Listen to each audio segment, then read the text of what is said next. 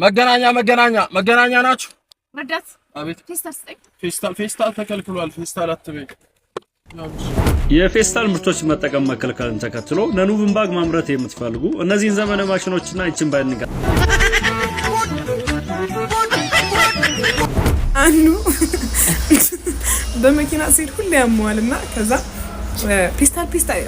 ፒስታል ነው ማለት ነው። ከዛ ከሚስቱ ጋር እየሄደ ነበር የዛን ቀን እንዴ ለምንድን ነው አንተ ግን ሁሌ ፒስታል አቤት ሰላም ነው ማነው አለ እንጀራ አለ ስንት ነው እንጀራ 25 ስንት ልስታ አንድ ነው እሺ ማይጃ ይዘሃል እንጀራ ማይጃ በፊት ታርጊልኝ ማይጃ አንድ እንጀራ ማይጃ ምን ሰላም ጤና ይስጥልኝ ውድና የተከበራችሁ የአዳም ቲቪ ቤተሰቦች እንደምን ሰነበታችሁ?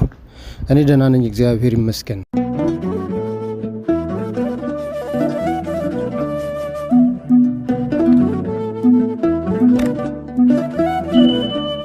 ሰላም ጤና ይስጥልኝ ውድና የተከበራችሁ የአዳም ቲቪ ቤተሰቦች እንደምን አላችሁ? በዛሬው ፕሮግራሜ ይዤላችሁ የቀረብኩት ከፌስታል ጋር በተያያዘ በኢትዮጵያ የመጣው አዲስ አዋጅ አለ። ይህን አዋጅ በተመለከተ ፌስታል መከልከሉንና ለቅጣት እንደሚዳርግ ሁላችሁም ያወቃችሁ ከመሆኑ አንጻር እኔ መከልከሉን ልነግራችሁ ሳይሆን ከፌስታል በስተጀርባ ልትጠቀሙት የሚገባችሁን ነገር ማምረት እንዴት እንደምትችሉ የሚያሳዩ አንዳንድ ቴክኒካል የሆኑ ቪዲዮዎችን ይዤላችሁ የመጣሁት። ላይክ፣ ሼር፣ ሰብስክራይብ በማድረግ ጀምሩት።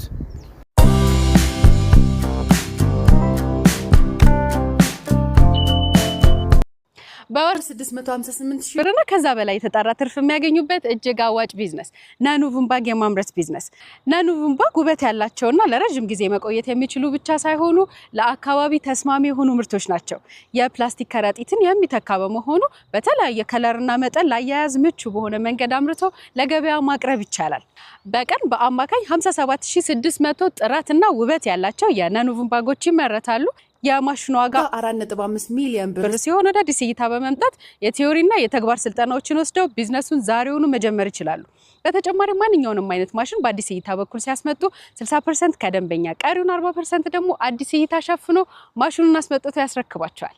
አድራሻችን ሜክሲኮ ኬኬር ህንጻ ሁለተኛ ፎቅ ላይ ቢሮ ቁጥር 227 እንዲሁም በተለያዩ የሶሻል ሚዲያ አማራጮች እንገኛለን። አዲስ እይታ 10 ዓመታትን በስኬት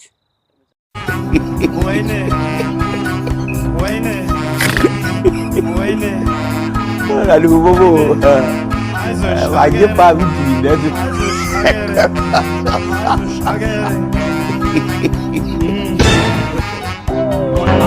የፔፐር ባግ ስልጠና በነፃ የቅጥር ስራ ግሽግሽ ያረጋችሁ ሰዎች ይሄን የፔፐር ባግ ቢዝነስ መጀመር ነው ያለባችሁ። ለአሰራር በጣም ቀላል እንዲሁም ትንሽ በጀት ብቻ የሚፈልግ ስለሆነ ሁላችሁም ብትሞክሩት ታተርፉበታላችሁ። እኛም በዓልን አስመልክቶ ለሁለት እድለኞች ነፃ የፔፐር ባግ ስልጠና ልንሰጥ ስለሆነ የዚህ ድል ተሳታፊ ሁኑ። ከእናንተ የሚጠበቀው ይሄን ፔጅ ፎሎ፣ ሼር፣ ኮፒ ሊንክ ማድረግ እንዲሁም ኮሜንት ሴክሽን ላይ የፈለጋችሁትን ኮሜንት በመጻፍ ከፍተኛ ላይክ ማግኘት ብቻ ነው። እንዳያመልጣችሁ። አድራሻችን መገናኛ ከዛፍመሽ ዝቅ ብሎ ዋችን ጻው ሁለተኛ ፎቅ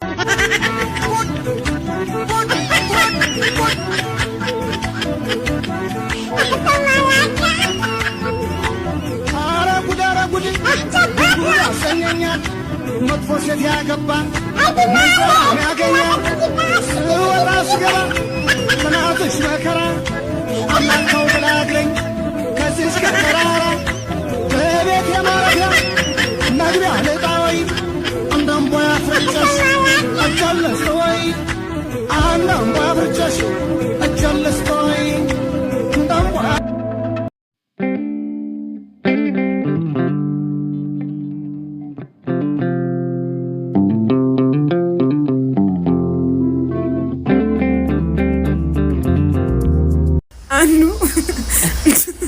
በመኪና ሲል ሁሉ ያሟልና ከዛ ፒስታል ነው ማለት ነው። ከዛ ከሚስቱ ጋር እየሄደ ነበር የዛን ቀን እንዴ ለምንድን ነው አንተ ግን ሁሌ ፒስታል የምትለው ስንል ሁሌ የሚያመዳ ምንድነው? እንደዛ እኮ አይደለም ማለት ሲላት በመስኮት በኩል ዛፎቹን ሳያቸው እየሮጣች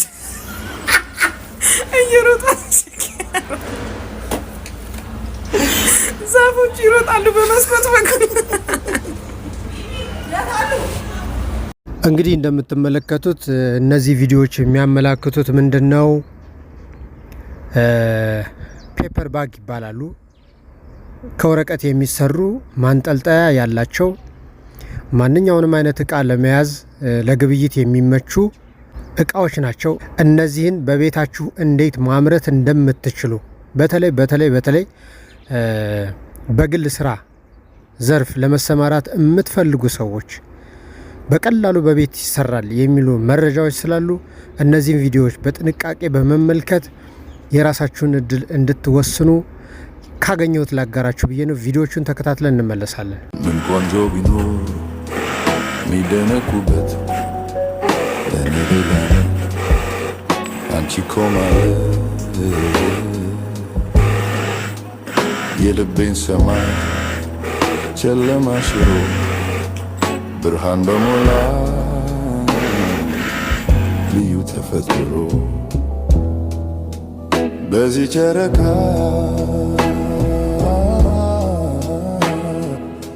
እምልልሻለሁ በዚህ ጨረቃ እምልልሻለሁ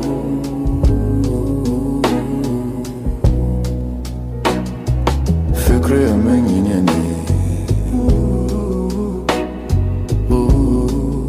ወጥቻለሁ አይደነግጥ ልቤ አይደነግጥም ከኢትዮጵያም ሌላ ቆንጆ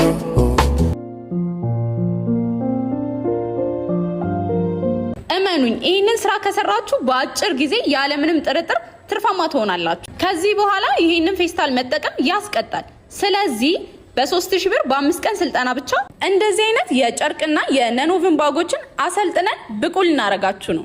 ፍጠኑና ወደዚህ ቢዝነስ ተቀላቀሉ። አድራሻና ስልካችን ባዮ ላይ ያለ፣ ደውሉልን። አቤት። ሰላም ነው። ማን ነው? እንጀራ አለ?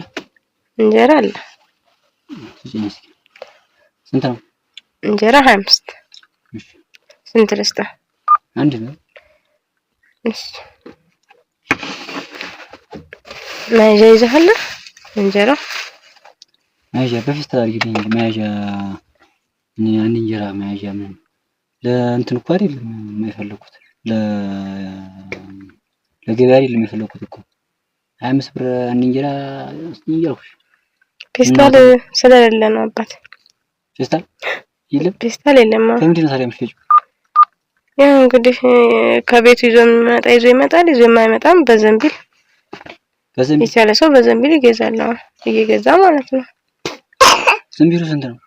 30 ብር። እንጀራው ስንት ነው? 25 ብር።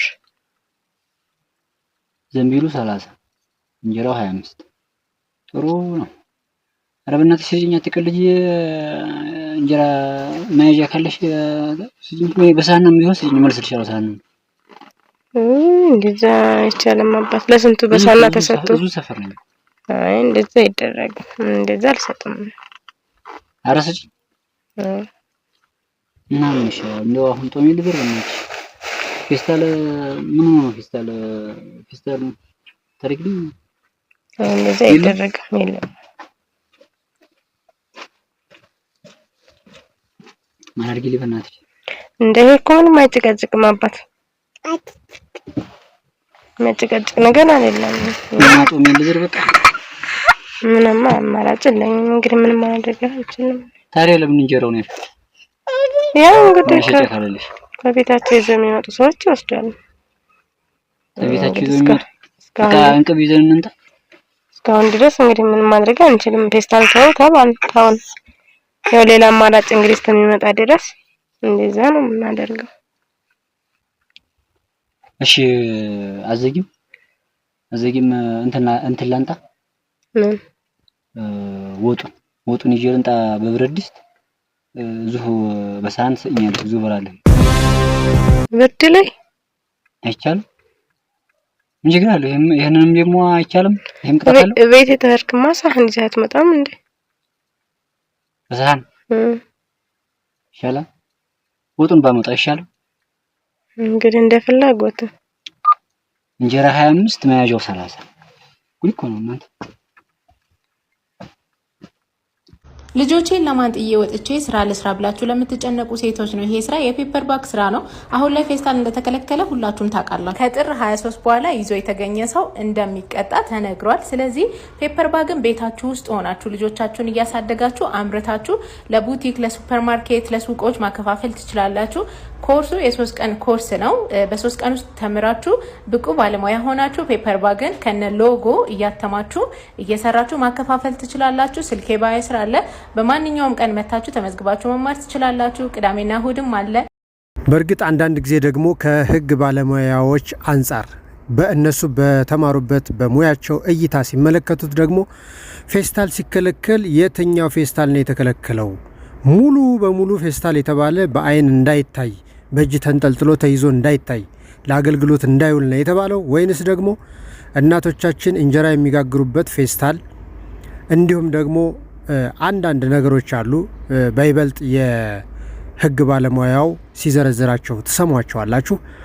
የትኛው ፌስታል ነው የተከለከለው? ለአንድ ጊዜ ብቻ መጠቀም የሚያስችለን ፌስታል መያዝ ይቻላል ወይስ አይቻልም?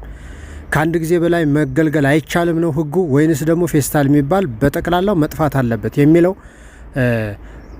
ራሱን የቻለ ሪቫይዝ ተደርጎ ማለት ክለሳ ተደርጎ ይህ ህግ እንዲታይ የህግ ባለሙያዎች በሚያውቁት በተማሩት ህግ ሀሳብና አስተያየት እየሰጡ ነው። እሱን ታደምጣላችሁ። የፕላስቲክ ከረጢትን መጠቀም ወይም ደግሞ ይዞ መገኘት እና የወንጀል ተጠያቂነትን በተመለከተ ጠበቃና የህግ አማካሪ አያሌው ቢታኔ ነኝ። እንግዲህ ከደረቅ ቆሻሻ አወጋገድ አዋጅ ቁጥር 1383/17 ጋር መሰረት በማድረግ እንግዲህ ፕላስቲክ ከረጢቶችን ይዞ መገኘት ከ2000 እስከ 5000 ብር የሚያስቀጣ መሆኑን እንግዲህ በአዋጃችን አንቀጽ 25 ላይ ግልጽ የሆነ ድንጋጌ ያስቀምጧል ማለት ነው። ነገር ግን ይህ ድንጋጌ አንቀጽ 25 ላይ ምንድነው የሚለው? ባይዘው ግዴታችንን መወጣት ህግ ነው። ህግን እያወቁ ግዴታችንን መወጣት ኃላፊነት አለብን ማለት ነው። በተለይ እንግዲህ ባለማወቅም ዳቦ ለመግዛትም እንጀራ ለመግዛትም ኪዮስኮቻችን እንግዲህ በሚሰጡን ልክ እናቶቻችንም ሊቀጡ ነው ማለት ነው። ለ5 ብር ዳቦ ወይም ደግሞ ለ10 ብር ዳቦ ከ2000 ብር ጀምሮ ቅጣት ሊመጣብን መሆኑን አውቃችሁ ጥንቃቄ እንድታደርጉ ነው። እንግዲህ ያለን ብቸኛ አማራጭ ህግን ምን እያደረግን እያከበርን ግዴታችንን እየተወጣን መብታችን መጠየቅ ነው ማለት ነው። ስለዚህ ከመብት አንፃር ደግሞ ምንድነው ዝም ብሎ ማንም ሰው ፔስታል ይዞ ስላያችሁ ብቻ 2000 ብር ተቀጣሻል ወይም ተቀጣሃል ሊል አይችልም ማለት ነው። ለምን ሲባል አንቀጽ 25 ለወንጀል ተጠያቂነት ሲያስቀምጥ ከ2000 እስከ 5000 ብር ትቀጣለህ ነው ያለው። ከ2000 እስከ 5000 ብር ትቀጣለህ ማለት ጥፋተኝነት ምን መሆን አለበት? መረጋገጥ አለበት። ጥፋተኝነት ደግሞ ሊረጋገጥ የሚችለው ፖሊስ ተገቢውን ወንጀል ምርመራ አጣርቶ ከዛ ላይ አቃቤ ክስ መስርቶበት ፍርድ ቤት ጥፋተኛ መሆኑን ሲያረጋግጥ ብቻ ነው ምን የሚሆነው ማለት ነው የገንዘብ መቀጮ ኃላፊ ልንባል የምንችለው ማለት ነው። ከዚህ ውጪ ማናቸውም የደንብ አስከባሪ ሊሆን ይችላል አሊያም ደግሞ የአካባቢ ጥበቃ ባለስልጣን ባልደረባ ሊሆን ይችላል ማንም ሰው መጥቶ ያስኩ ብሎ ወዲያውኑ ገንዘብ የሚቀጣ አይደለም ማለት ነው። ስለዚህ በህግና በስርዓት መመራት አግባብነት አለው። መብታችሁን እያወቃችሁ ግዴታችሁን ደግሞ መወጣት ኃላፊነት አለባችሁ። ለብዙ ሰዎች ይሄ እንዲደርስ ኮፒ ሊንክ ሼር ሪፖስት ማድረግና ተሱ አመሰግናለሁ።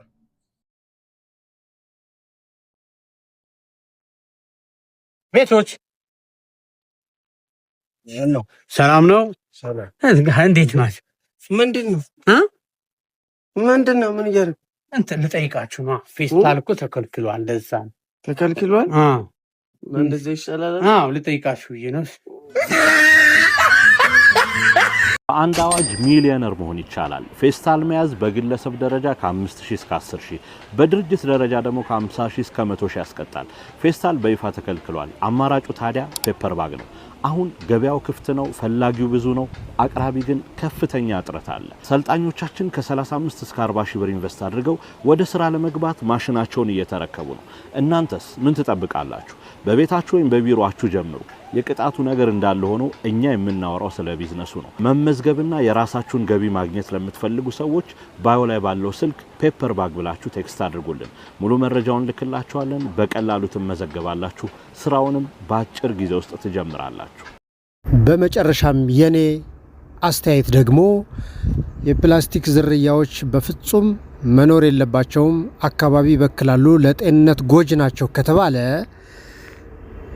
በተለምዶ ሃይላንድ ብለን የምንጠቀምበት የውሃ መያዣ ወይንም ውሃ የሚሸጥበት ውሃ የምንጠጣበት። በእርግጥ በሃይላንድ የሚል ስያሜውን ይዞ የቀረው የመጀመሪያው ውሃ አምራች ሃይላንድ ውሃ የሚል ስያሜ ይዞ የመጣ ከመሆኑ የተነሳ ከዛ በኋላ ብዙ ውሃዎች ስያሜያቸውን እየቀየሩ ብዙ ማምረቻዎች መጥተዋል። እነ የስ ውሃ አሉ፣ እነ ኩል ውሃ የመሳሰሉት በሙሉ ሃይላንድ ብለን ነው የምንጠራው። እቃቸውን መያዣቸውን ፕላስቲኩን ሃይላንድ ብለን ነው የምንጠራው። ይሄ ለምዶብን የቀረ ነገር ስለሆነ ነው። በዚህ አነጋገሬ እንደምትረዱኝ አምናለሁ።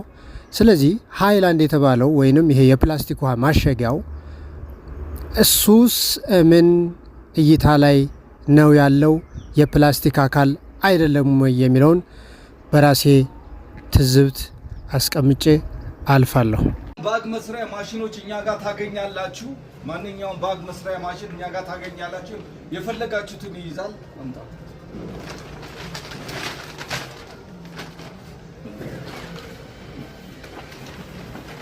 እያንዳንዱ ማሽኖችን ላሳያችሁ። ባግ መስሪያ ማሽን ነው።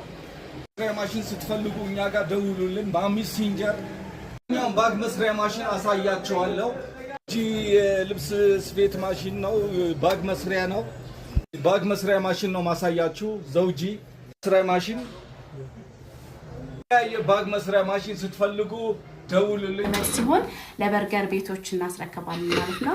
እነዚህን ደግሞ ለኮስሞቲክስ ቤቶች እናስረከባለን። በገመድ ሲሆን ዋጋው ትንሽ ጨመር ያደርጋል። ያለ ገመድ ሲሆን በጣም በረካሽ ከኛ ጋር ያገኛሉ።